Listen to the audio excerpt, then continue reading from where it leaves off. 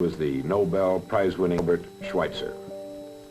The reporter asked the great man, "Doctor, what's wrong with men today?"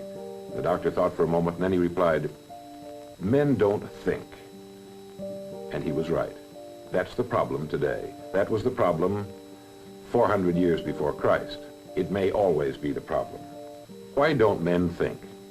And we know the answer appears again and again in the great books. Why doesn't everyone know about it? Because about 95 or more percent of the people never read the great books.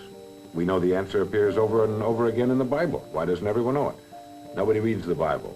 Everyone owns one because it's fashionable, like a set of Shakespeare. They don't read that either, and the answer's in there too. The answer appears in the public library on practically every shelf. Why doesn't everybody know about it?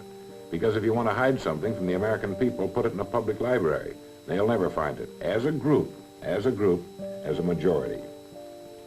Well, while it isn't absolutely necessary to have a good education in order to succeed, it's a pity not to obtain one since it's free and we're surrounded by it on every side. But we can still succeed without one if we know a few of these rules we're talking about. Why is it that only 5% of the men in the United States succeed in life?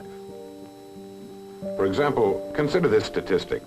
Out of 100 young men who all start even in our country at the age of 25, 100 young men at age 25, 40 years later, when they would be 65, 1 is well-to-do. 4 are independent for life. 5 are working. 36 have died.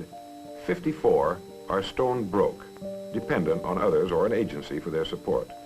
Now, why is this? Anybody could be wiped out. Disease or illness could take away their money, but that isn't generally what happens.